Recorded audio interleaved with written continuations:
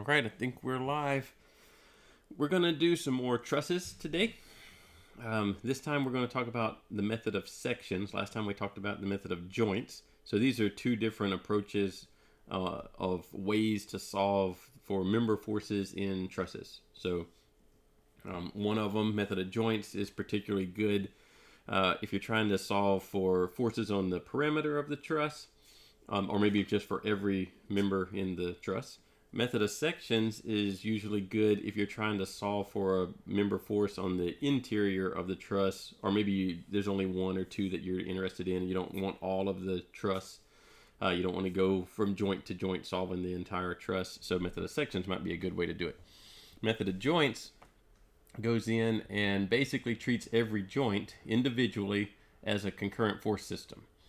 Method of sections takes the truss and splits it into two sections.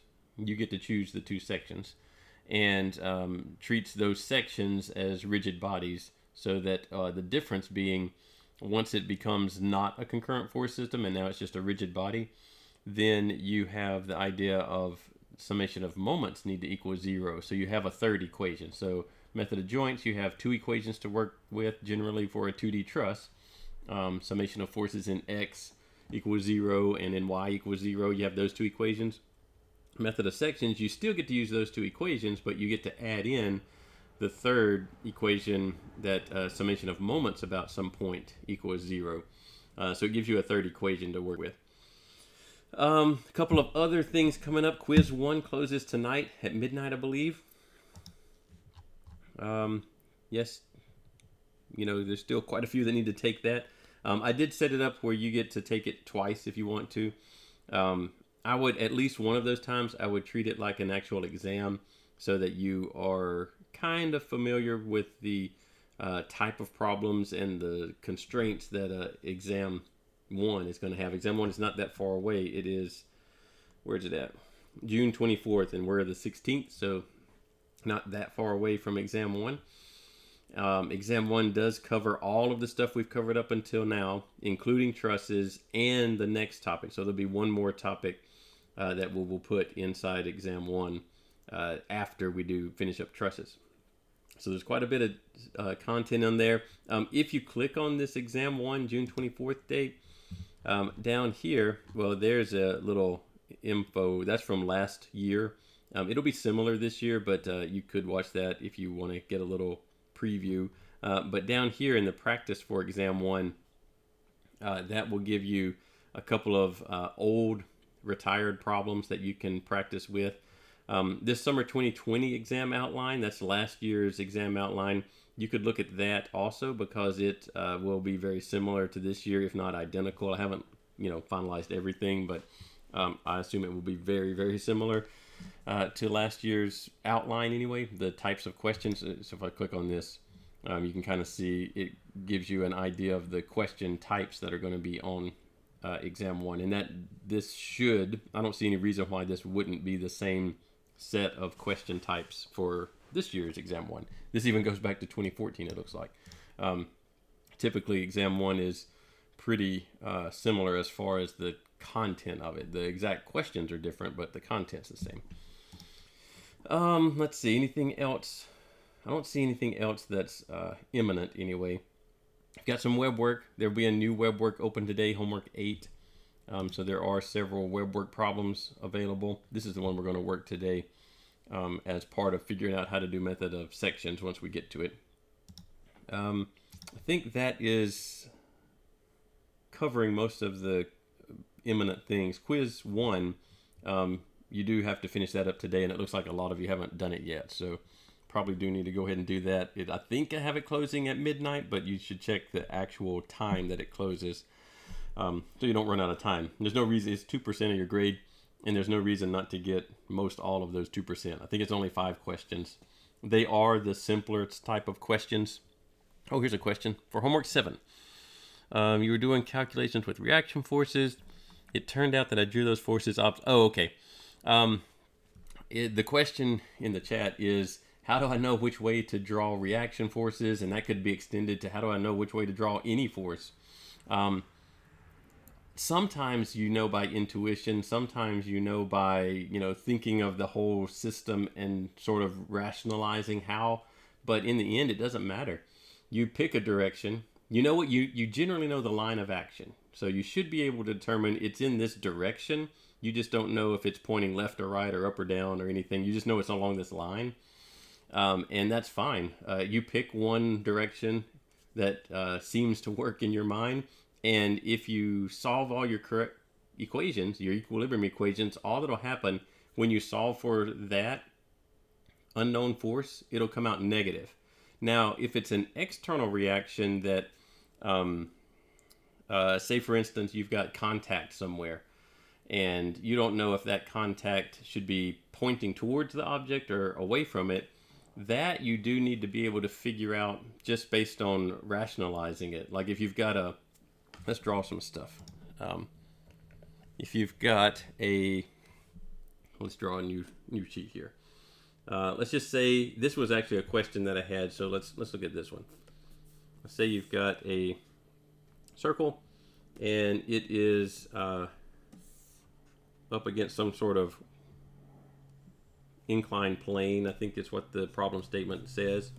And you want to know what to do with the contact between those two. First of all, for this course, our contact is frictionless. We're not using any sort of friction component. It's not difficult to do, but it's just not part of this course. We're doing frictionless stuff. So what you have to decide is, first of all, you have to decide what body you're interested in. So what's the body in your free body diagram going to be? Are you talking about the plane as the body of interest, or the circle, the cylinder, sphere, whatever this thing is? Which one is the body of interest? So once you decide that, in this case, I probably want the circle to be the body of interest. Draw the circle. So we'll draw it just over here. Again, it's never a good idea to draw on top of the picture. You want to draw all your reactions on the free body diagram. Because if you draw on top of the picture, there's a good chance you're going to confuse yourself on if this is an additional external force or the reaction force that you were talking about. So when it gets down to, for instance, this one, where do I draw the reaction? What direction is it between this ball and this plane? So what we're going to do, since it's frictionless reactions, and if it was friction, if we were including friction, then all we would do is we would still do this exact same thing. We would just have a frictional component that's along the plane. So what we're going to assume is that when we have a contact point, that the reaction is perpendicular to that contact point. So here I've got, a lot of times, it's two flat places pressing against one another, and so that one is obvious where it's perpendicular. Here I've got a round surface pressing on a flat surface. So in that case, what you do is you draw a tangent line at that point, which would be the exact same line as this inclined plane. And that the reaction is perpendicular to that. So then what you do is we decide that, all right, so we know that the reaction is perpendicular to the plane. So we know it's on this line. And by the way, how to angle this reaction, let's say that the plane has an angle theta measured from horizontal. If I want to draw a line that's perpendicular to that, I take the same angle but measure from vertical. And now that red line and that black line, dotted lines, are perpendicular to one another because they're both measured the same angle, but one's measured from horizontal at theta degrees and the other's measured from vertical at theta degrees, and so that makes them perpendicular. And then at that point, you would need to know, is the reaction pushing on this thing or is it pulling on this thing? And these are reactions, at least the question is specifically talking about reaction forces. So reaction means that it's what's happening to the free body. It's not what the body is doing to something else. That would be an action. Or reaction is what's happening to the body.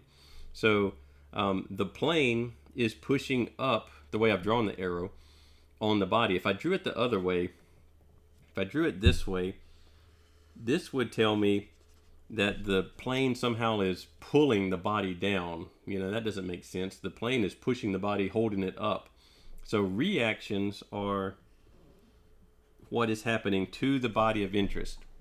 So in this case, it would be the plane would be pushing up on the body.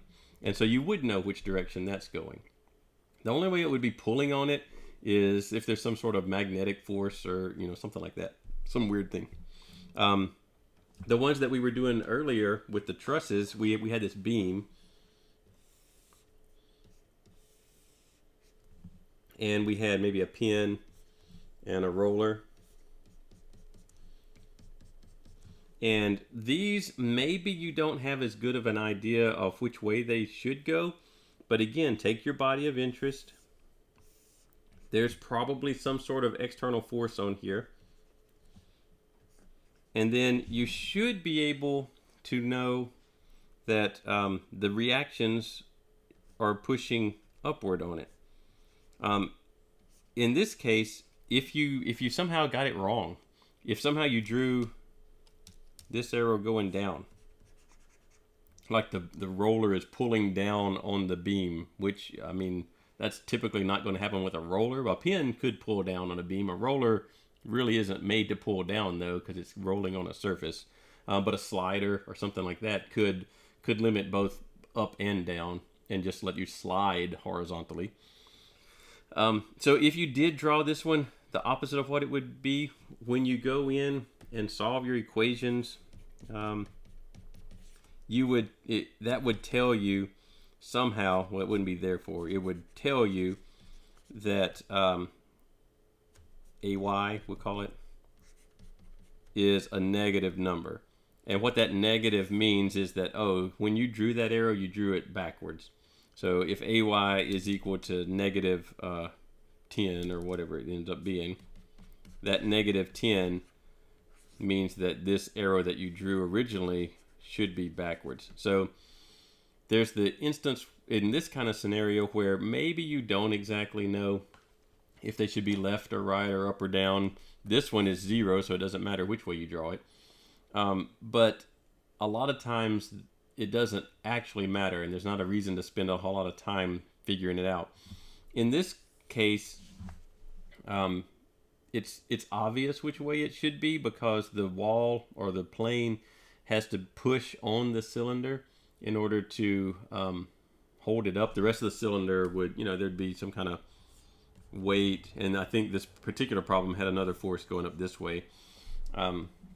And the plane, by definition, if it really is just sitting on a plane, all the plane can do is push up on it. At most, this would be 0. You could have no contact here and just have a reaction of 0, but the plane really couldn't pull down on the ball unless it's magnetic or something like that. So a lot of this it takes a lot of doing it. So you have a lot of like extra optional problems in web work. The book is full of these problems if you want even more practice. There's the assigned problems in web work, and there are the practice exam problems that are all ways to just try over and over drawing these things, because it does take time to build up intuition enough to kind of get your mind around which way to draw these forces. The main thing that you actually need to know right now is just which line of action are you going to use. So if you can identify the line of action, then it really won't matter if you put the arrows one way or the other, because your equations will tell you when you drew them backwards by giving you these negative values. But web work doesn't like that, because web work wants a plus or a minus on a sign or whatever, on a number. But on exams, you're not going to have to worry about which direction is something pointing, or it'll be really clear already. It won't be something where you're having to guess. So hopefully that helps make some sense of it. The main thing is that it takes a lot of practice to figure out which direction, and realizing that if you get it backwards but you have the right line of action, then it'll just come out negative when you solve for it, and that's okay. It just means you drew the arrow the wrong way and you flip the arrow around if you need to. So it's not a big deal if you get it backwards, but as long as you get the line of action correct. Trying to decide if I want to jump right into this or we kind of did review a little bit of stuff when we just did all this.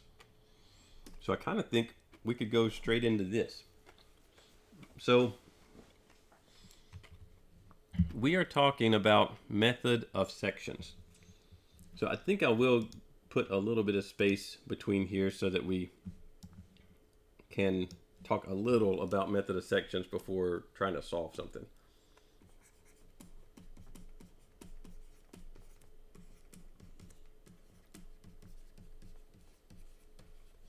So method of sections, again, this is another solution procedure that applies to trusses.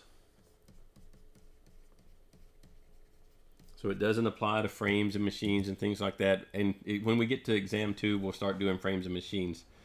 Remember trusses, we had these rules that basically turned every piece in a truss into a 2-force member so that we could draw it kind of like this middle picture here. The big parts of these rules were that each member only had 2 pins. So there was a pin typically at the ends, although I guess they don't have to be at the very extreme ends of the member. You could have some overhangs or whatever. But the other part of that rule is that forces, any external forces, can only be applied at those pins, and we call them joints. So as long as you are able to follow those 2 rules, that pretty much means that you have built a truss. The other piece of this truss that I didn't really talk about is that the shapes inside the truss are all closed triangles. So that might be helpful if I kind of build a little sample here real quick with our... So last time we used this guy, right? We used this, and it is a triangle. Let's change it a little bit and see why they have to be triangles. You might can tell just by thinking about what would happen if I add a piece to this that makes it a parallelogram instead of a triangle or a rectangle or whatever. Well, let's see. I'll find another piece. Here's one. Let's find one the same length. All right.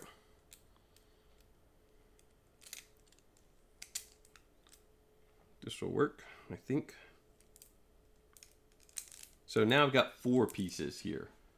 And without triangulating it, it's not stable. Well, that's not what I mean. That came apart. But even assuming it stays together, then it has all these potential shapes it could be, and it is not stable. And so we do want all of these pieces to be stable. We don't want our trusses flopping around. So that's why you triangulate them, something like this. And now this, it can't change shape. The triangles, the 2 triangles in here, keep it from changing from any other shape than this one. But as soon as I remove the diagonal piece, then it's back to where it's floppy. So triangles shapes are always going to be inside these trusses. If you have a piece that's not triangulated, then it's going to have those reactions where it can flop around and it won't be stable.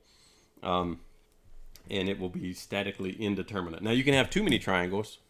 Like you could put this triangle and then you could put another one over here, and it puts so many triangles in there connecting the number of joints that it's what's called statically indeterminate. And all that means is that it's stable, but it has so many unknown forces that I can't use just statics to solve for all of them. I have to use some energy methods, I have to use maybe some deflections or something else combined with statics in order to solve for all those forces, because you've over-defined it, you've over-constrained it. So we're not going to worry in this course about anything that's statically indeterminate, so it has too many triangles. We're going to stick with things that are statically determinate. And there's an equation. I'd have to look it up exactly, but basically you have every joint. When you think of method of joints, every joint has 2 equations with it, and then you have 3 equations for your reactions, one at a pin and one at a roller. So that's the total number of equations. So the number of joints times 2 plus 3 reactions at your external supports, that's the number of equations that you can have for it to be statically determinate.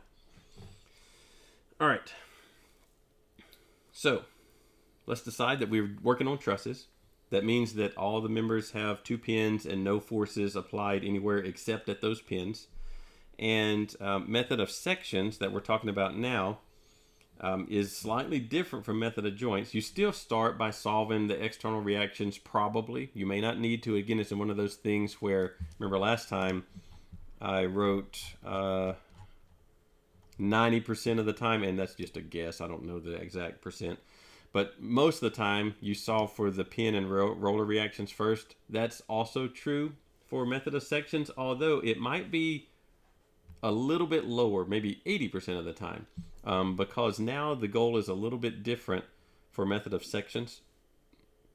And so maybe it's not guaranteed almost that you're going to do the pin and roller external reactions first, but it's probable. And then once you do that, you take your truss, so in this case, this truss, and you look for the piece that you're interested in. So this one is asking for, well, it specifically asks for the reaction forces. So that means at F and A. And then it asks for the normal stress, and remember CD. So it's actually asking for a stress, not a force. So remember, stress is force over area, but we need the force, the member force, before we can calculate the stress. And here's CD here. So if I were thinking about trying to solve for this piece by method of joints, there would be kind of a bit of work to do to get to that point, because remember, one of the things about method of joints is you have to know one thing. So you have to know an external force or one of the member forces. I don't know any of the member forces yet. You have to know one thing, and then you can only not know 2 things. So I'd kind of have to start probably over here at E and solve for ED, and then move to D and solve for CD. So it would take a couple of steps to get there using method of joints. Not terrible, but it would take a couple of steps to get there. Whereas with method of sections, there are a couple of rules that I have to follow, but basically I need to cut through the member of interest, so CD, and then I need to continue cutting so that the truss is in 2 completely separate sections. So in this case, that would either be like this, I could cut that little corner off, or I could cut down through here. There's a couple of different ways that I could chop this thing up to make it in 2 separate sections. They don't have to be equal size or anything. They just need to be completely separated. The other part of that, so you want to find the member of interest.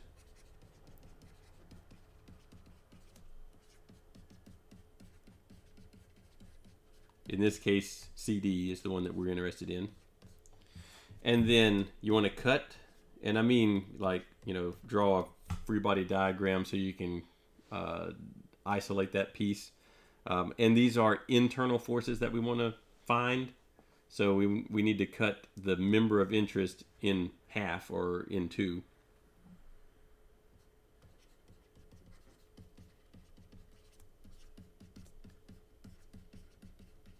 That's where I did the little chop, the 3 little green dashes that are there. That's cutting through the member of interest. Then continue cutting until the truss is in 2 separate sections. And combined with that rule, only cut a total of 3 members.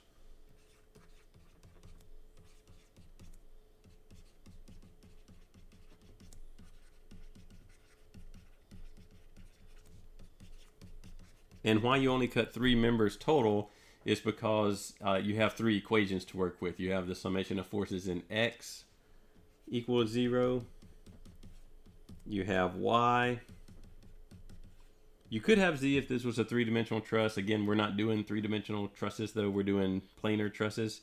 And so we have X, Y, and the summation of moments about some point equals 0.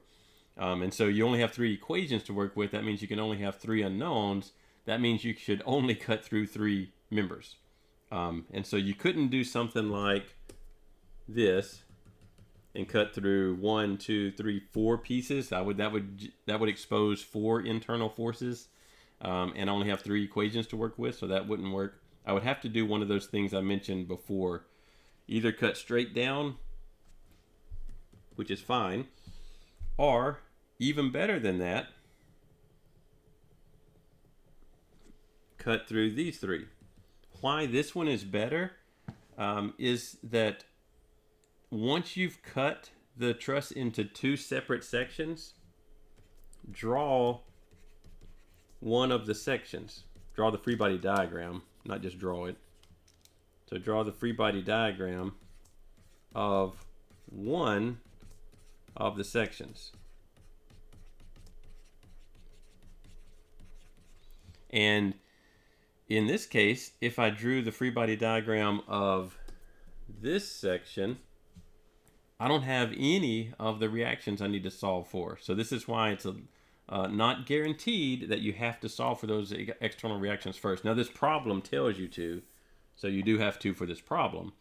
But if all you wanted was the force in CD, then you could just take this little truss piece right here, draw its free body diagram, which would be something like this. There's E. Actually, we cut this member, or that joint, off. There's D. We put F4 here. This becomes the force in EF. Here is the force in DF. And here is the one I'm interested in, the force in CD. And then also at D was F3.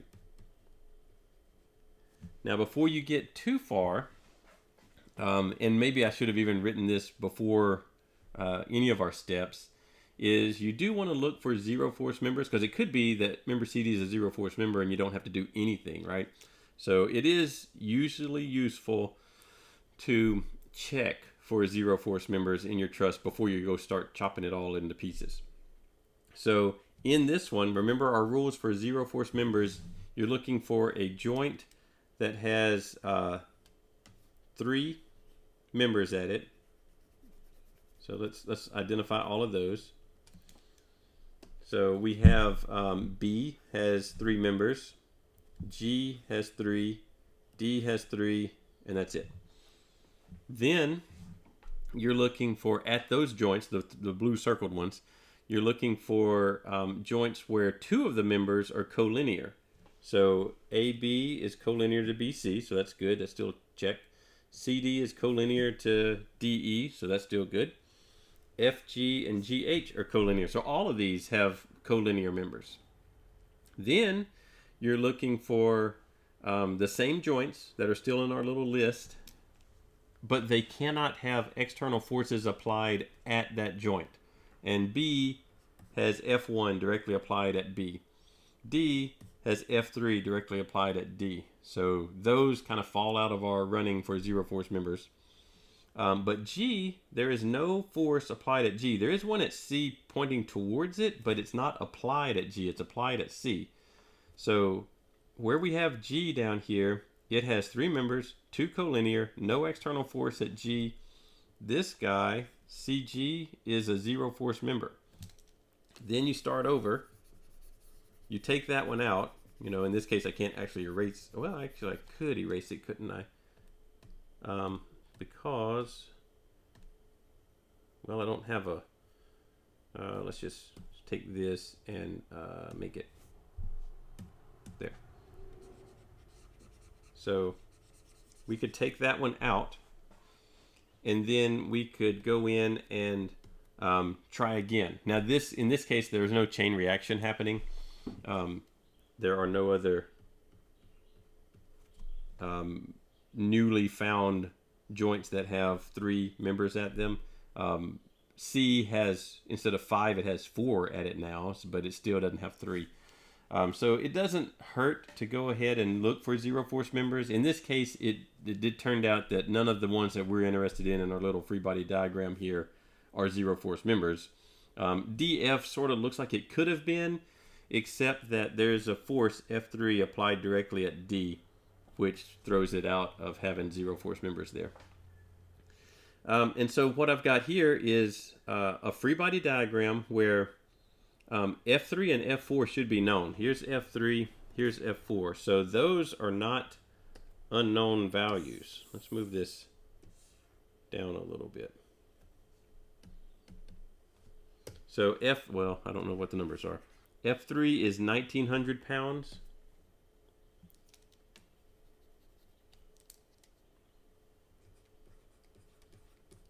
And F4 is 900 pounds. So I end up with a completely done free body diagram. I could put an x-axis and a y-axis if I wanted to. And there probably are some angles I need to measure. Most of these are perfectly vertical or horizontal except for this one. And I don't think I want to do the angle there. I think what I want to do is the same thing I did last time, where I did rise over run. So the rise of this is h, 9 feet, and the run of this is a, 5 feet.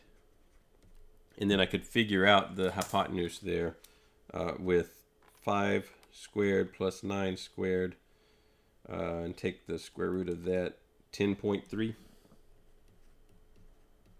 So I could do that. And I've got 3 unknowns, CD, DF, and EF. I've got 2 known values, the 1900 and the 900, and it's a complete free body diagram. I don't have any like hanging pieces that are still connected to the whole truss or anything like that. So I could find the force in CD right now. In fact, why don't we do that? Let's see the best way to do that. So typically, not always, but a lot of times, you can find one equation that will give you the thing you're looking for when you're solving method of sections. Now, this particular problem, it does ask us to solve for CD, CF, and EF. So it does ask for several different things.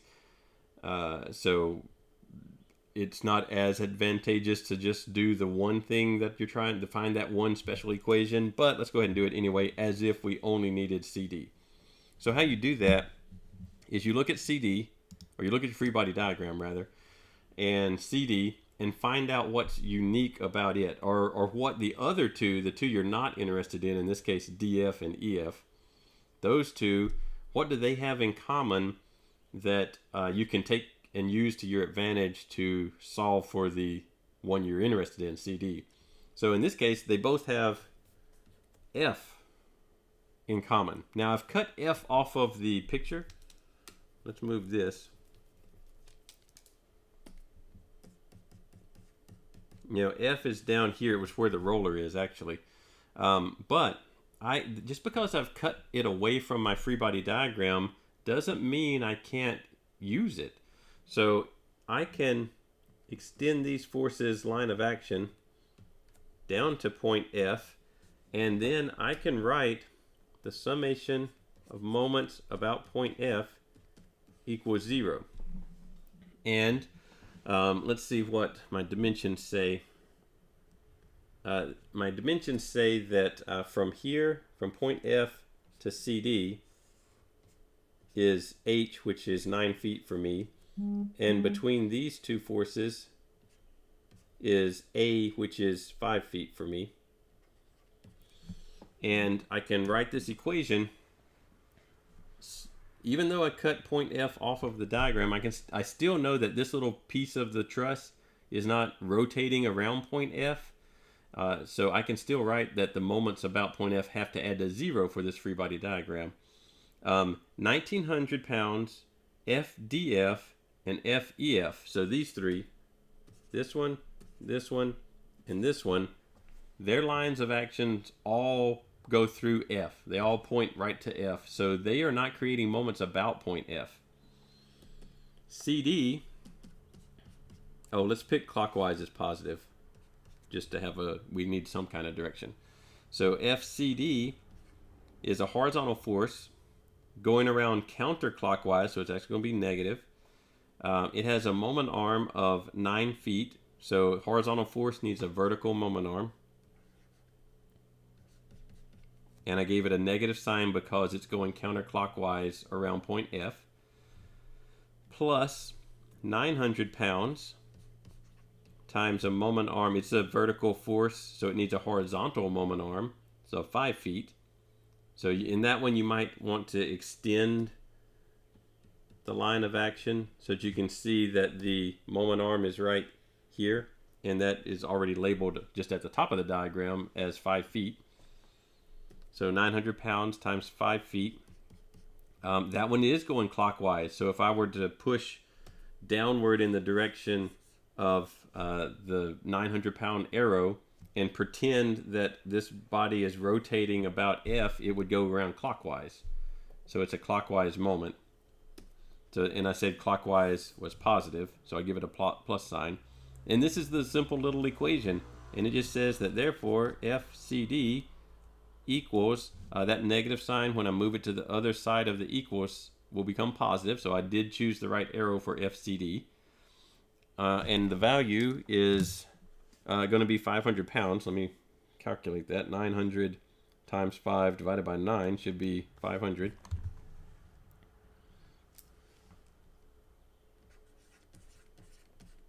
And the positive arrow, or where the positive sign here on this equation tells me that I drew the arrow FCD correctly, and I drew it going to the left. But when you're talking about tensile and compression forces, it's not about up and down, left and right, or any of those things. Is it pointing towards the body or away from the body? So this arrow FCD is pointing away from my free body. The two little pieces I drew, or well, the one piece. This other one is actually just an arrow. I just drew it. That's actually a force arrow, but I drew part of it, I guess. So it's pointing away from that body. So that makes it a tensile force. And so my real answer is FCD is equal to 500 pounds of tension. And then the problem is actually asking the normal stress in member CD if it has a diameter of 0.6 inches. So diameter means it's round, and stress, the normal stress is the axial stress. So sigma in member CD equals the force in CD divided by the area of CD. So the force in CD is a positive, so it's tension. I think part of this problem, this problem says denote tensile forces, stresses, and elongations as positives. So that's what I'm doing. I'm doing tension as positive. So 500 pounds divided by the area of CD, pi. It had a diameter, I think it said 0.6. Yes. Pi d squared, so 0.6 inches squared over 4. So that's my area equation. And if I do 0.6 squared times pi divided by 4, 500 divided by that denominator, 1768.4 pounds per square inch. That's PSI. And hopefully that's actually the right answer. Let's see. Where did web work go? Here it is. So this will be the fourth answer. No, wow, this has got B. It's going to be way down at the bottom. Let's see if we can find it. Or we can just plug it in. What did I get? 1768.389. Web work getting to be kind of picky, so we're going to put more decimals than we would normally write.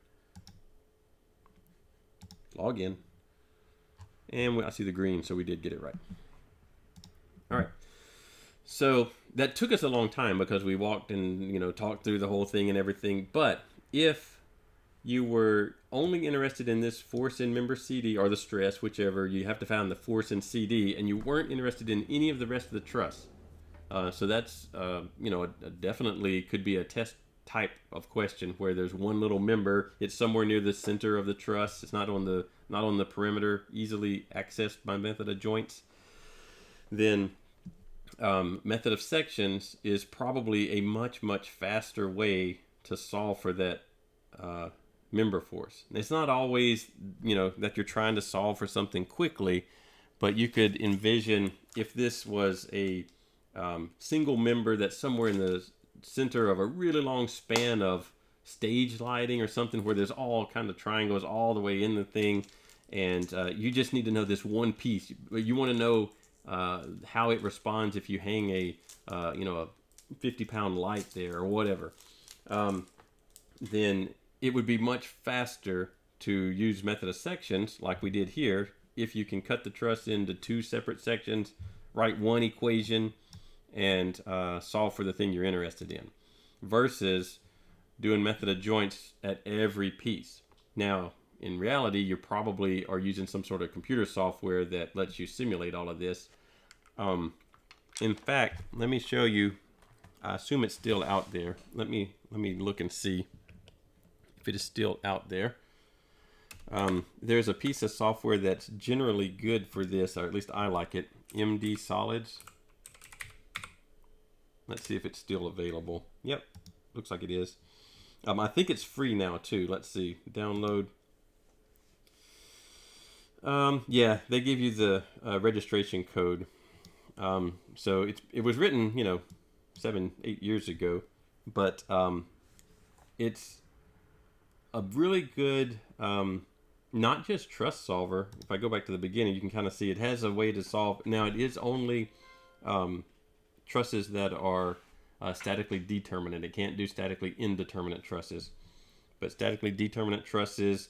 It also has other things that we haven't gotten to yet, really, but it does have a truss solver in it that can help you if you're trying to quickly design trusses. You actually go in and you draw the truss and then hit calculate, and it will, and draw the loading on it, and it will calculate the member forces everywhere.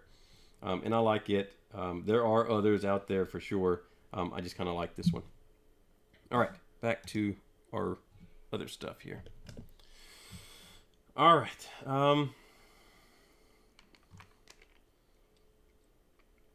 I guess let's solve these other two pieces here. We haven't actually done the reaction forces either.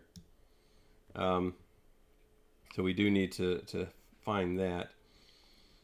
So the reaction forces and member forces for the whole truss. So this part A kind of tells you that you are going to be doing method of joints for this particular problem. Whenever it says the whole truss, then that pretty much means you're going to do method of joints for everything, and work your way through the whole truss. We just use this one because it does have some parts where it kind of works better with method of sections, if that's all you were trying to do. So it also wants us to find the change in length. So we did that, axial deformation. Change in length of member CF, same size member. We have the modulus of elasticity, which makes it look like it's a steel. And just this number looks like the modulus of elasticity for a typical steel material.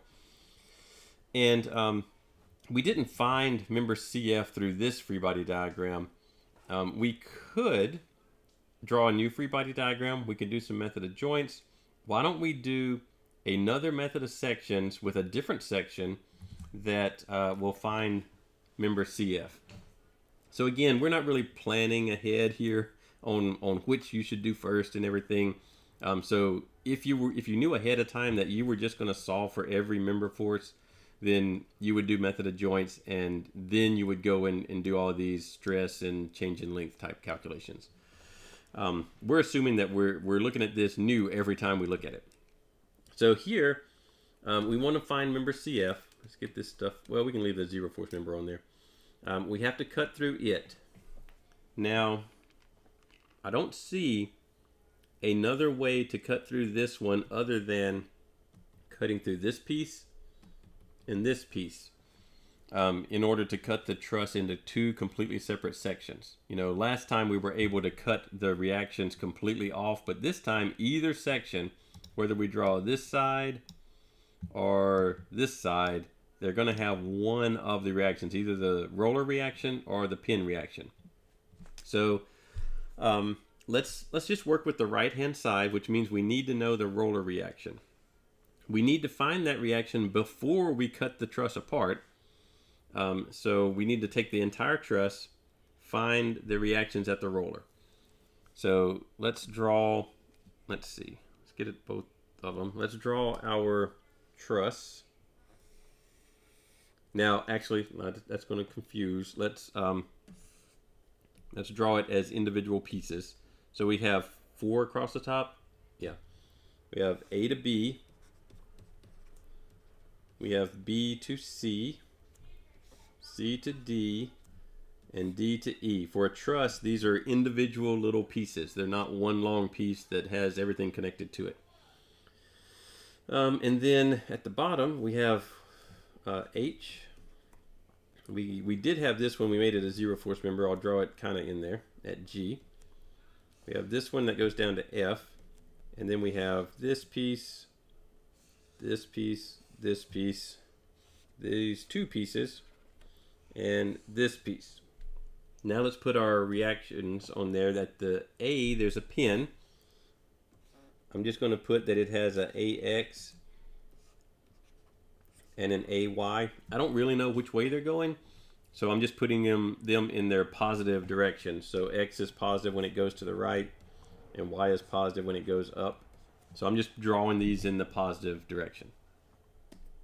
F has a roller, so we're going to make it go up, pointing straight up. And remember, the reactions at rollers are perpendicular to the surface being rolled on, and our picture shows the surface the roller is on is horizontal.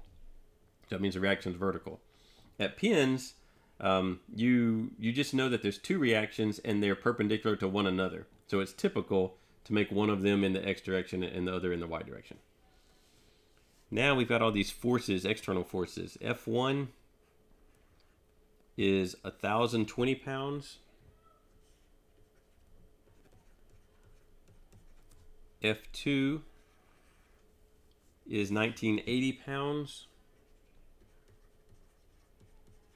D is the 1,900 pounds.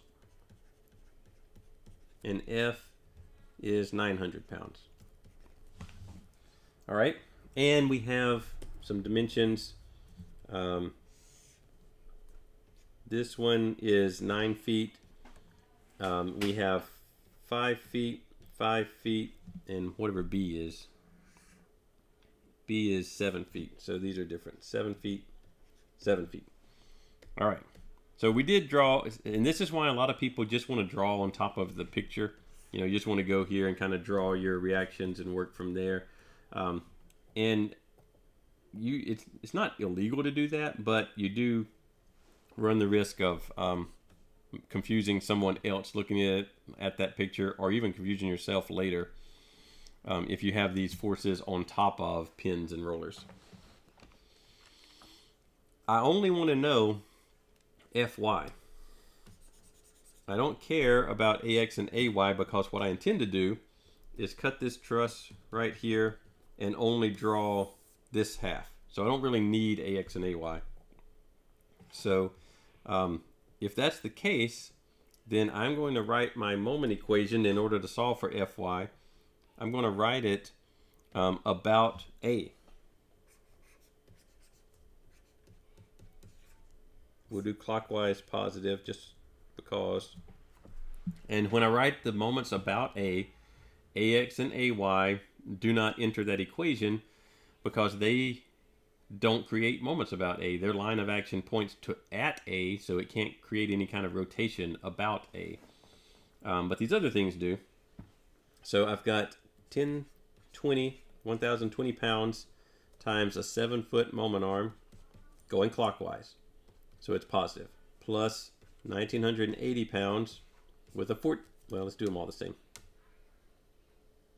With a 14-foot moment arm plus 1,900 pounds with a 19-foot moment arm plus 900 pounds and a 24-foot moment arm minus Fy's, the way I drew it anyway, Fy would cause this body to rotate counterclockwise about point A.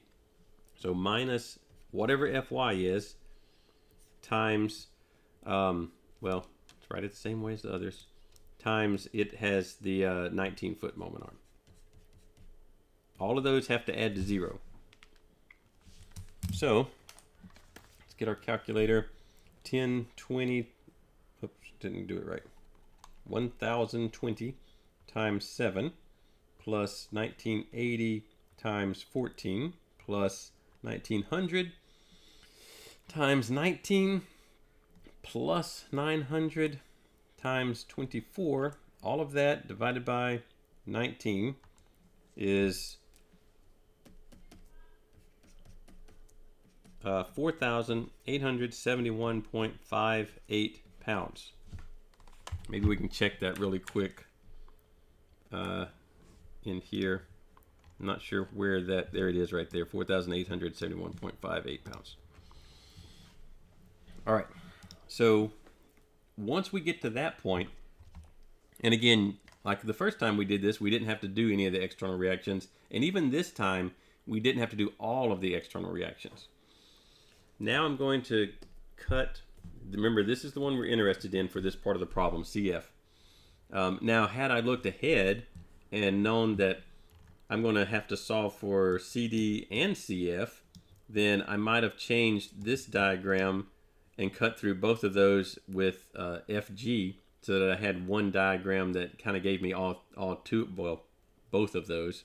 And it gives me the FG, which I don't need for these two anyway. EF, I can get from this first diagram.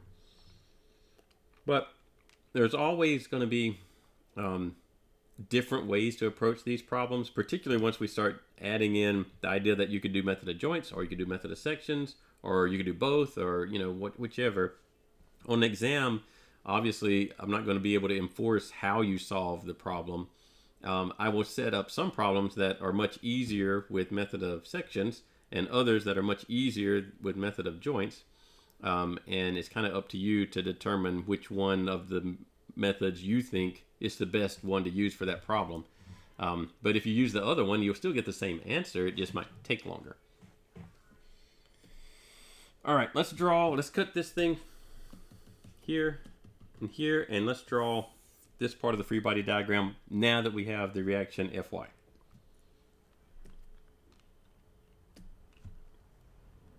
So here's D. There's E. Oh, yeah, E.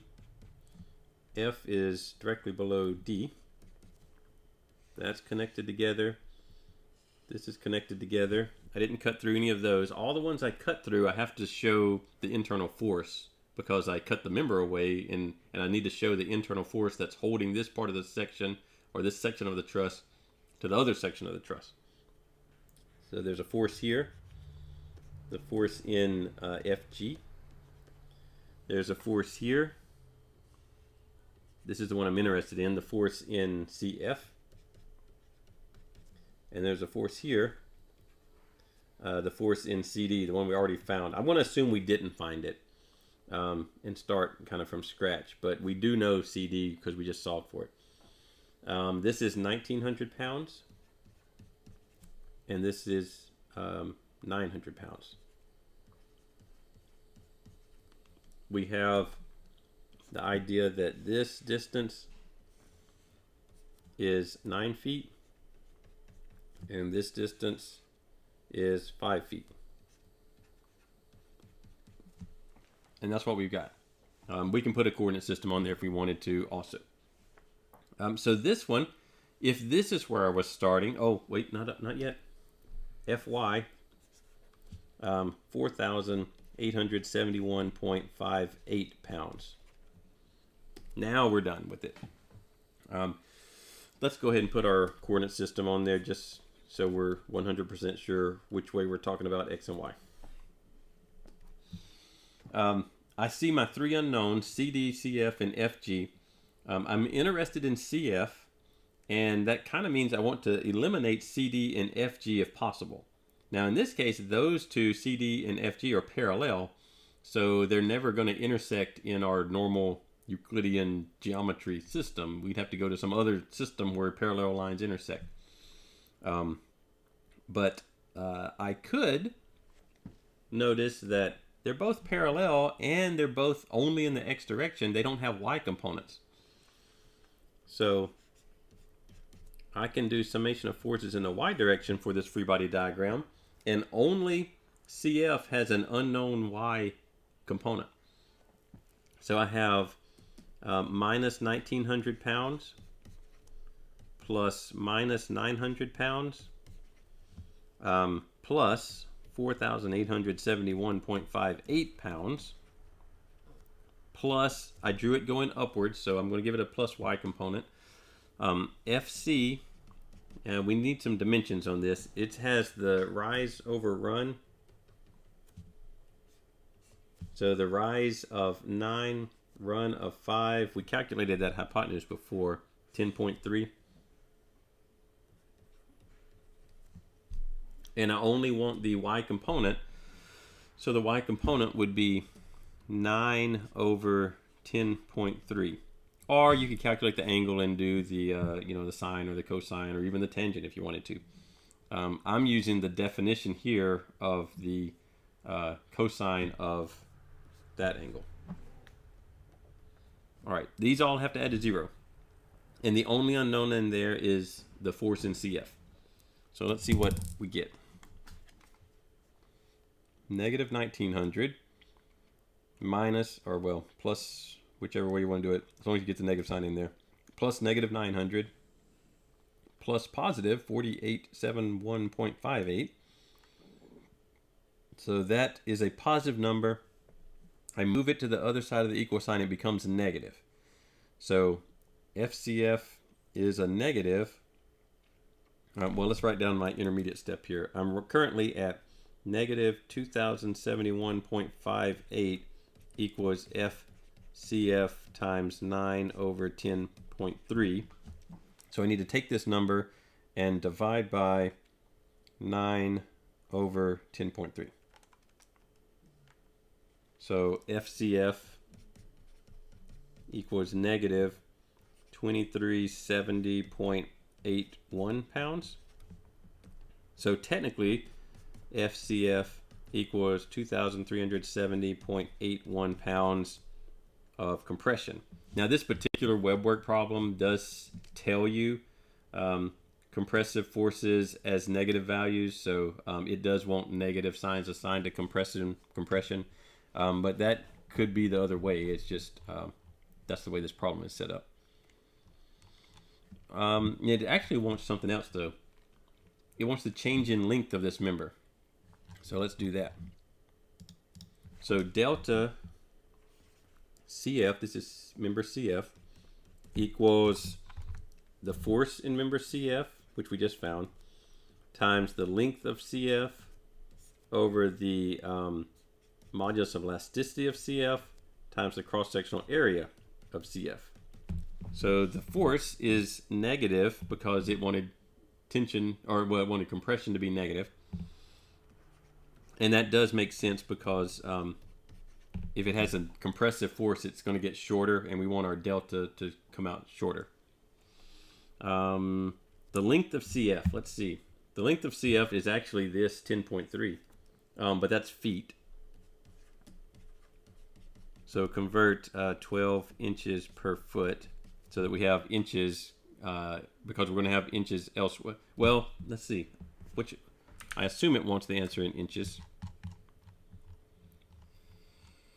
Yeah, it wants it in inches. So we're going to, otherwise our answer would come out in feet. The modulus of elasticity is given in the problem. 29,500 KSI, so 29.5 million PSI. 29 500,000 psi. The area is the same. It had the 0.6 inch diameter. So pi 0.6 inches squared over 4. So if we solve all of this, we should get our change in length for member CF in inches. So let's see if we can get that. 0.6 squared times pi divided by 4 times 29,500,000. That's our denominator. 2370.8, which is negative, times 10.3 times 12, and all of that divided by our denominator is negative 0.0351 inches. That's a reasonable sounding number. You know, it's a small number, so let's see if we're right. Normally we would recheck this and, you know, actually check it, but there it is right there. Negative 0.0351. That's what we have. So that's good.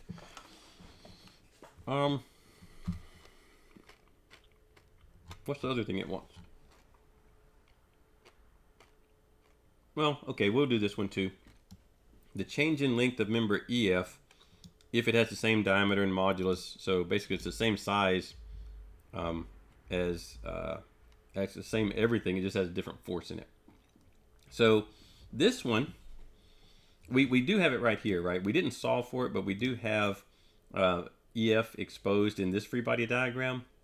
But again, I'm going to assume that if we're starting from scratch, like the whole question is solve this change in length of member EF, and we haven't done anything else, what I would do there is I would look at our diagram or picture, sketch, whatever you want to call it, not the free body diagram, but look at this and see that I want to know this force so that I can calculate the change in length of that member. And here I could just draw the method of joints at E. I have the one known thing, I know F4, and I have only two unknowns, and I don't have to worry about any external reactions or anything else. So I could just do method of joints at E directly and get EF. So let's do that. Again, I don't want to draw it on top of my diagram. I want to make a new one. So here's E. And then here is the one I'm interested in, EF. The force in EF. Here's the other member. Not really interested in it, but it's there. Well, it should be DE. You alphabetize them typically, although it doesn't actually matter, I guess. And this is 900 pounds, and that's the entire free body diagram. I throw some dimensions on there.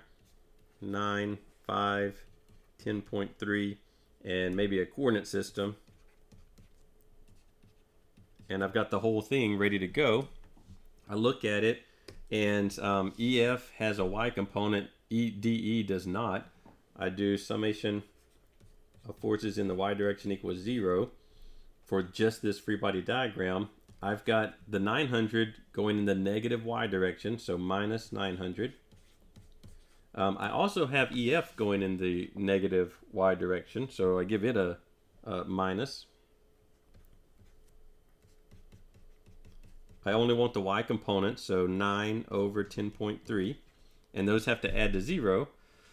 When I move EF over to the left-hand side, it becomes positive, but the 900 is still negative, so it still ends up that EF is negative, and it's going to be 900 divided by 9 over 10.3, 1,030 pounds, which is 1,030 pounds of compression. They actually wanted the change in length, I believe. Change in length of member EF. It has the same diameter and modulus, so it's basically this exact same equation, but we change out F. Instead of 2370.8 pounds, we put in 1,030 pounds. We'll write it out just to be complete. So the force in member EF, you got to remember to put that negative sign on it because it's going to be a compressive force, or it's going to make this piece get shorter. The length of EF, same as the length of CF. The modulus of EF, which is the same as CF. And the area of EF, which is the same as CF. So it equals negative 1,030 pounds times the length, which is 10.3 feet, which we convert over to inches, unless we want it in feet for some reason. It has the same 29,500,000 psi modulus of elasticity for a typical steel. And it has a circular cross-sectional area that is pi times diameter squared over 4, pi d squared over 4. And we solve for it.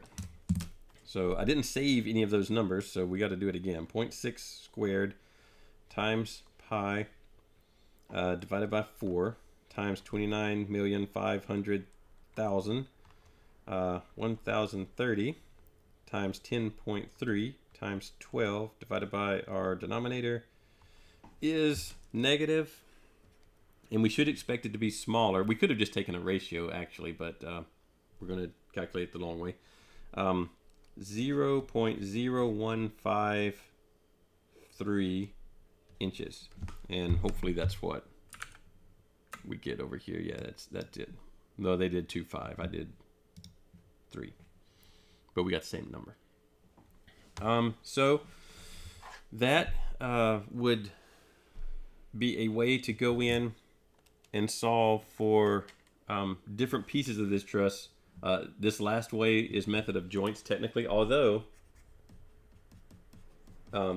when you only do one joint like this, it follows the same rule as method of sections, except that you only cut through 2 members instead of 3, so you have an extra equation that doesn't do you any good. So when you do method of sections, but only when you isolate one joint, it's basically method of joints. So hopefully that gives you some explanations on how to go about getting method of sections to work. A lot of people, I don't know, they're reluctant to use method of sections, maybe because it is not quite as just straightforward as method of joints. Method of joints is always going to be a 2D concurrent force system as long as you're dealing with planar trusses. So maybe that's a reason that people prefer method of joints. But if you have this problem on an exam and it's asking for like part B or C, and that's the thing you're asking for, particularly if it's asking for part C. Part C, if you try to do this truss using method of joints to get this piece, it's going to take significantly longer. Just think about what you have to go through to get the member force for CF if you're doing method of joints. You could start at E and get ED, or maybe just get EF. Well, I don't know. You'd have to get both of them actually. Then you could go to D and solve for DF. Now you know these two. Let me write them. So then you would know these two. And then you could go, and you would know this one too. You don't need it, but you know that one. Then you could go to F. Well, first, before going to F, you would have to find the reaction here. Then you could go to F as a joint and solve for CF. So there's like 3 free body diagrams and 1, 2, 3, 4 things you don't actually need to know to get to it.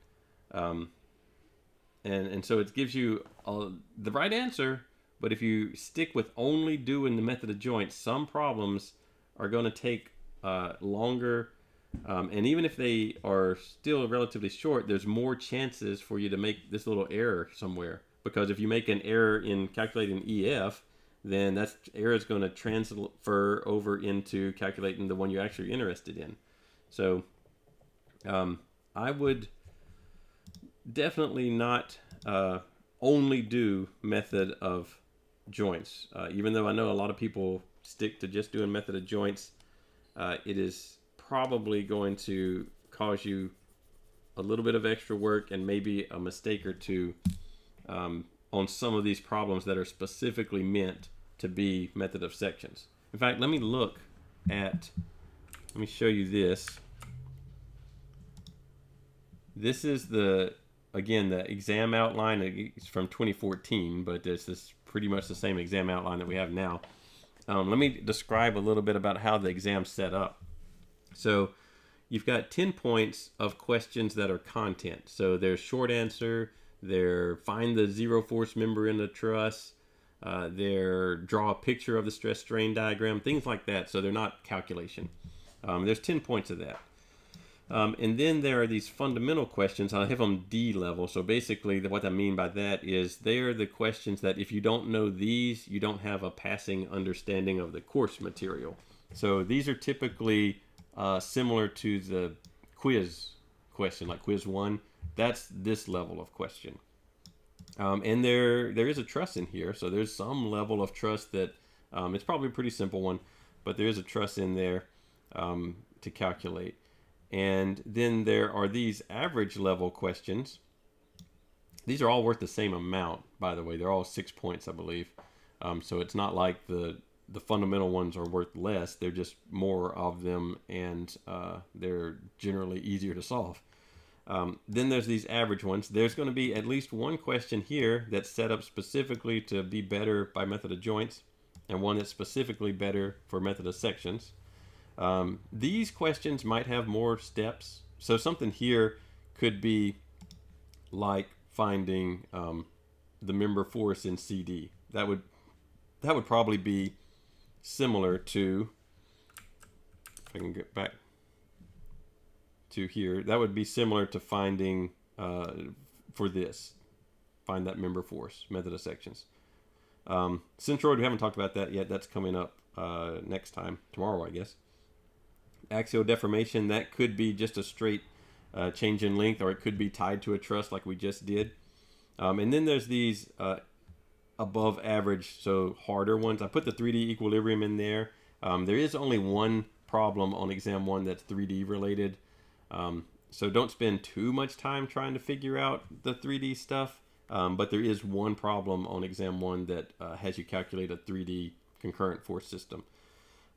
I've got this design problem in there. Maybe we'll talk about that more a little later, but basically what we're talking about here is sort of like when we did the pin joint and we were trying to figure out the maximum force that could be applied to it. Or another way you could look at that is if these are the forces applied, then how big does it need to be? How thick does that plate need to be before it fails? You know, it could be a design or an analysis. So this one is a design problem.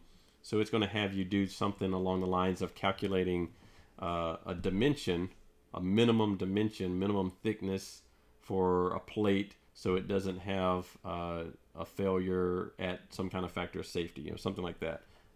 And then there's an above average truss question in here, which probably is going to be better solved with method of sections, just because it's probably going to be a complicated truss where there's a lot of different pieces going on and you need to dig into the center of it somewhere. And if you do the method of joints on that, it's going to take you a long time to get there.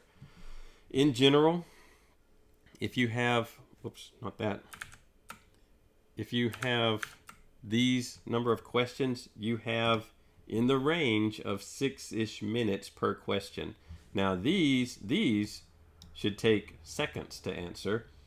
These should probably take a couple of minutes to answer, and then these are about 6 minutes to answer, and these are a little bit longer, you know, to answer. So if you spend a whole bunch of time on the ones that should be one-liners, then you are going to have not as much time left at the end of the test to answer some of these more difficult ones. But if you get all the one-liners right and you're 10 points, then you have passed the exam, basically. You might have only made a D something, but you've passed. And then if you get any number of the average ones right, you're in the C range. And then if you get some of the above average with these others, then you're in the AB range. So that's kind of the way the test is designed. All right. I actually think we have covered enough stuff. I'm not seeing any questions pop up in the chat. The chat's a little behind what I'm doing, but it's only like 10 seconds or so. So I don't see any questions. I'll wait a little bit to see if any pop up or not. But that is probably all outside of a specific question, answering a specific question during a a lecture or whatever. That's probably all we're going to cover on method of sections, and it is totally fine if y'all want to ask for how do you work number 3 on homework 5 or whatever it is. That's fine to ask, and we can go through some of those that might be a little tricky. We're going to add in centroids starting tomorrow, and that'll be the last topic for exam 1. All right, students, see any questions pop up? I don't want to just keep going with no aim. So we've got plenty of time, but I think I don't want to add any new things right now, and I think we've got enough of the truss covered that you can start to work on some of the questions, the homework questions of it, and then maybe ask questions in Discord or chat or email or office hours or whatever. I will see you all tomorrow, and we'll begin centroids, or we'll cover any questions that I get between now and then. All right, see you tomorrow.